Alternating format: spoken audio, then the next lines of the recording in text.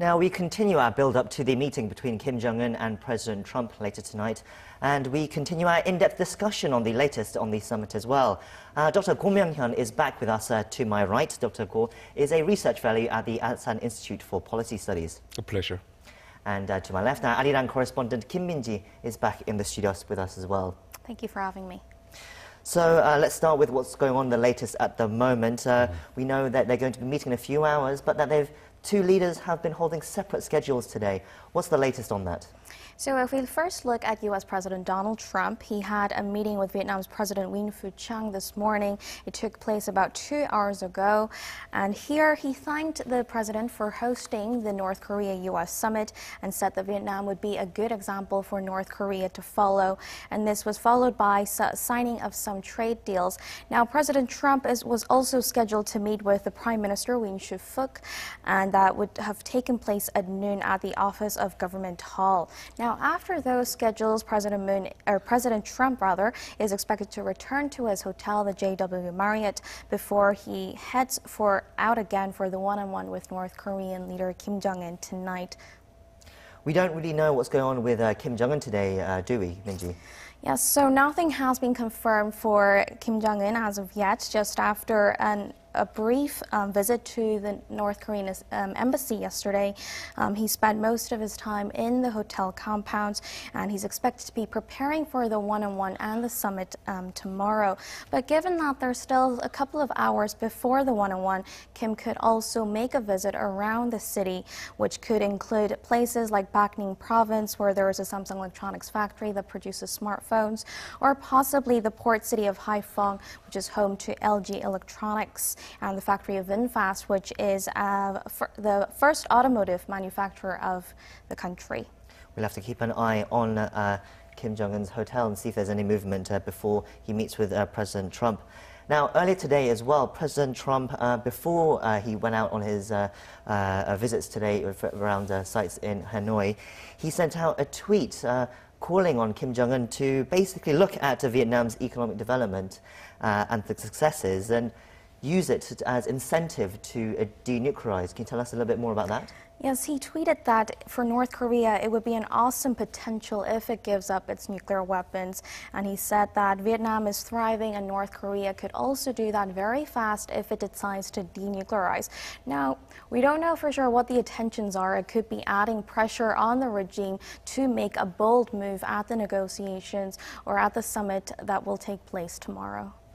Dr. Go, what do you think the intentions are behind Trump's tweets? Is he trying to put pressure right before he meets with Kim Jong-un? No, I think it's actually Trump is just doing what he does when it comes to North Korea.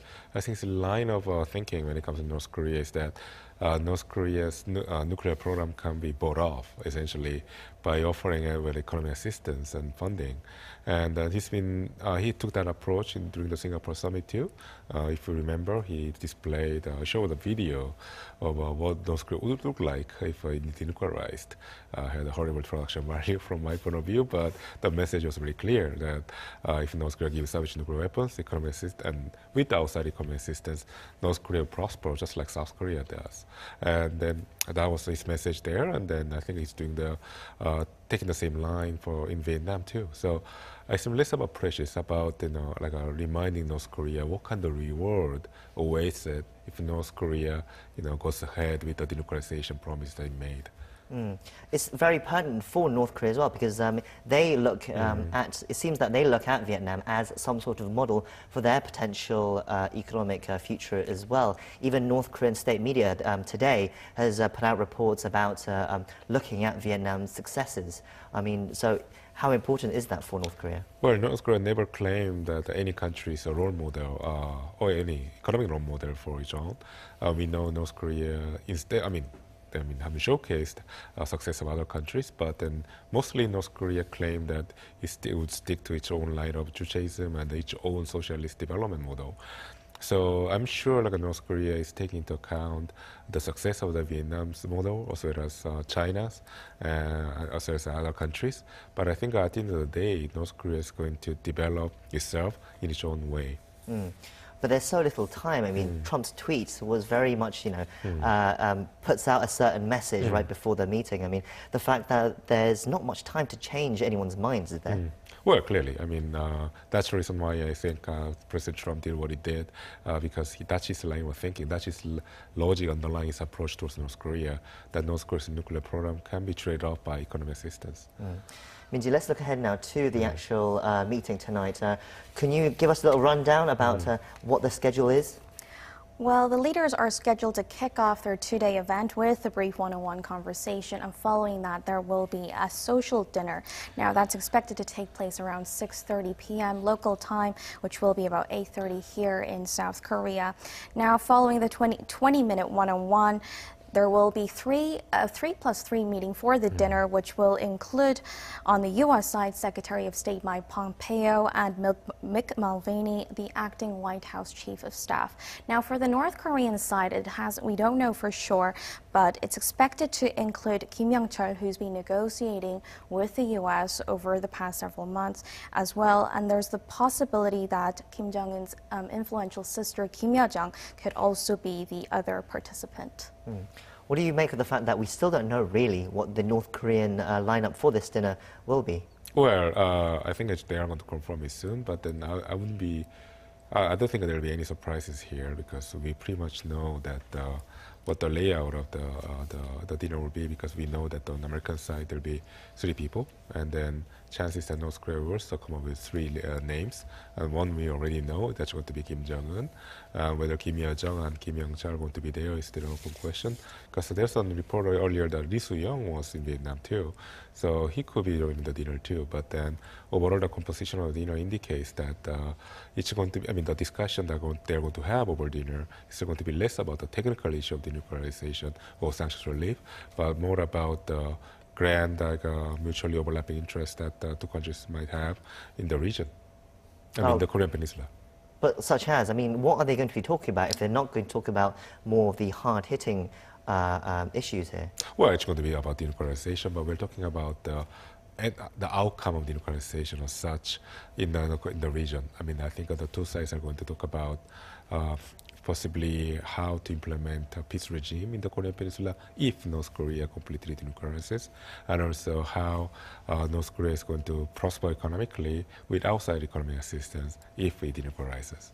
So you think there will be, this dinner is almost going to be like a working dinner rather than what they call a social dinner, because it's not just going to be pleasantries, you're saying. You think they will talk about more pertinent issues? Well, I think that there's an overall agreement on both sides about the fact that both sides, in a way, they want complete denuclearization, and they also want economic prosperity for North Korea.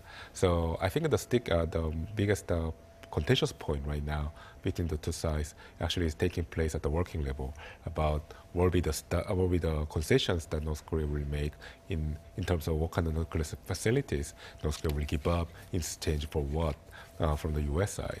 So these are also the timeline, also the sequence of the trade-off between North Korea's nuclear capability and the American concessions. So these are the sticking point right now in the negotiations. When it comes to the actual outcome of such a process, the end goal, I don't think there's a disagreement on either side about that.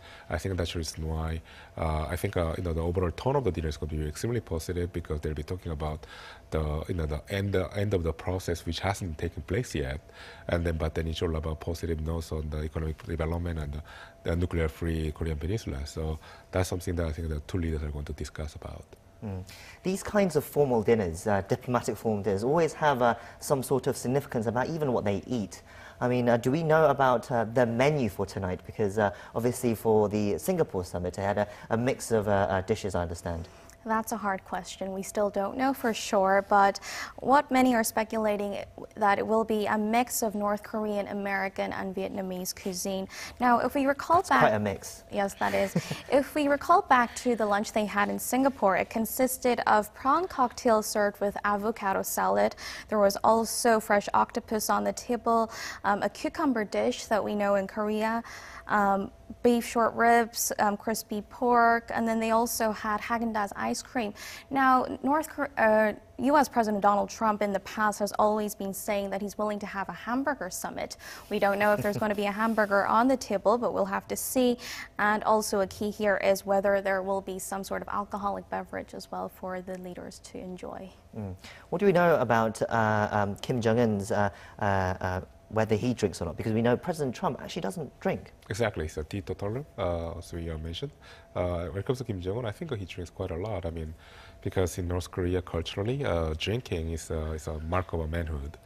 You need to be a drinker in order to be seen as a strong man.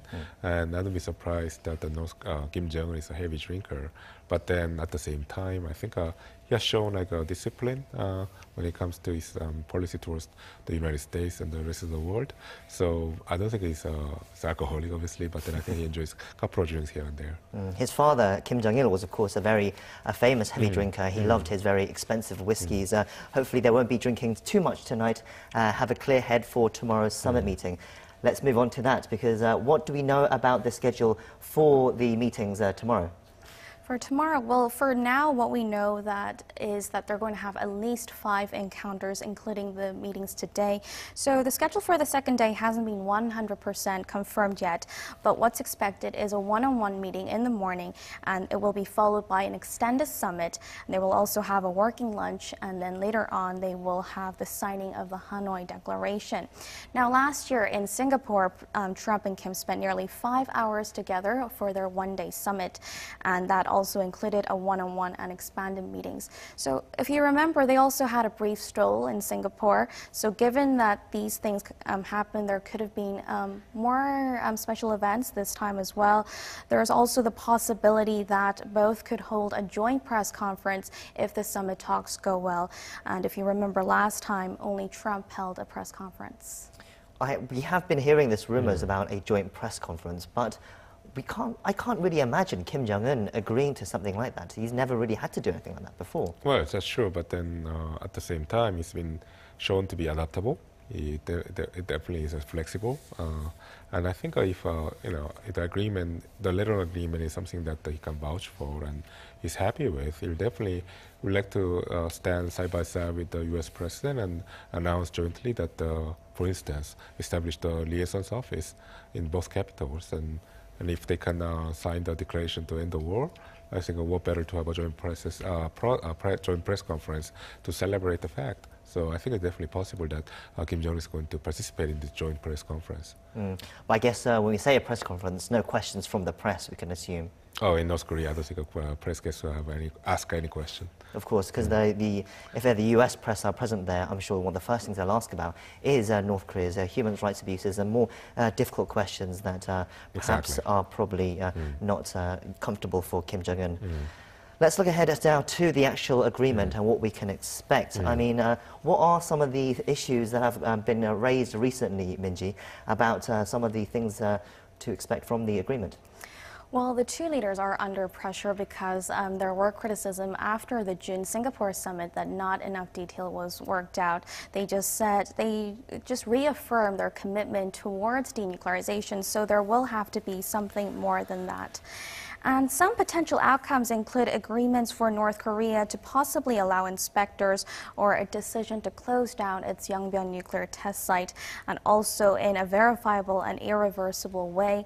There could also possibly be a timeline on how it plans to take concrete steps towards denuclearization down the road.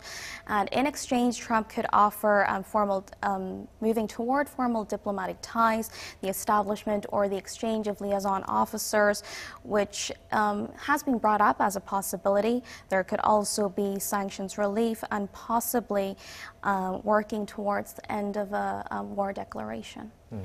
Earlier we were talking a lot about what the North Koreans need to do to show their steps towards denuclearization. But I want to get more into about the concessions the US can make as well, because there's keeps talking about the potential for a joint liaison office. Do you see some sort of agreement on that happening this time? Well, I think it's one of the concessions that U.S. is probably will have an easy time to make.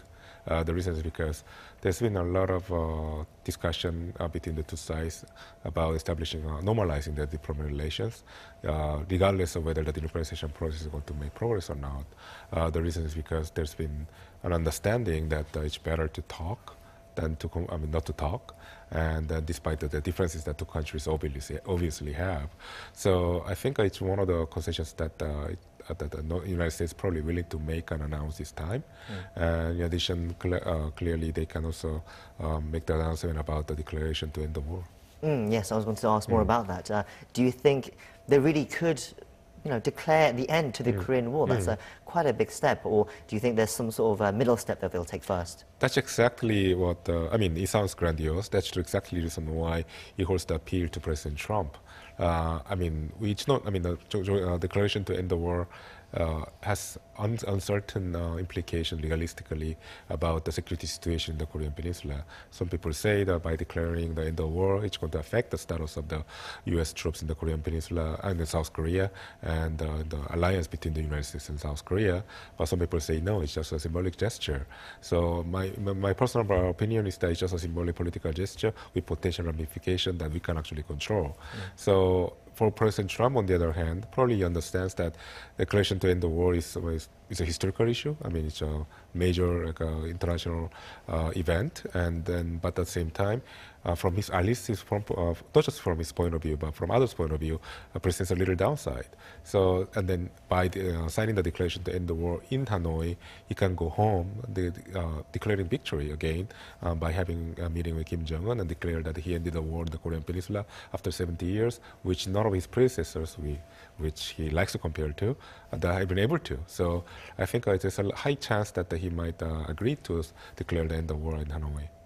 That will also have, of course, great significance for South Korea as well. And South Korea's presidential office has made some comments about this in the last few days about the potential for this declaration to end the war. What have they been saying recently? Well, South Korea's presidential office obviously has high expectations for the second Kim-Trump summit, and it's also keeping close tabs on the situation. It has dispatched its own team, including about 24 officials, which includes nuclear envoy Lee Do-hun, who has also been involved in the negotiations with Stephen Biegun. And President Moon is hoping that the summit will be able to advance South Korea's economic projects with North Korea, which could involve the reconnection of rail and road, like we've seen, and the reopening of the Kaesong Industrial Complex. And if you remember, President Moon, in his phone call with President Trump last week, said he could ease the burden on the United States by offering concessions, which would come in the form of inter-Korean projects with North Korea. So it's keeping close tabs on the situation to see whether there will be some sort of easing of sanctions that could expedite inter-Korean economic cooperation, which down the road could speed up the denuclearization process as well. Dr. Go, briefly before we go, can we get your opinion on this, what this could mean for South Korea? Well, clearly the biggest, something that South Korea is looking forward to right now is the declaration to end the war, because it's going to jumpstart the process of replacing the armistice agreement that governed the relationship between the two Koreas since the end of the Korean War back in 1953 with the peace regime. And that's something that President Moon has been aspiring to do for a long time. So I think, no matter what North Korea and United States can agree on Hanoi, declaration to end the war is going to be the biggest gift to South Korea at this moment. Well, I'd like to thank Minji for giving us the information that we need for today's discussion. And also, Myong-hyun, Dr. Go, you've been with us for the last couple of hours. Thank you for all your insights. My pleasure.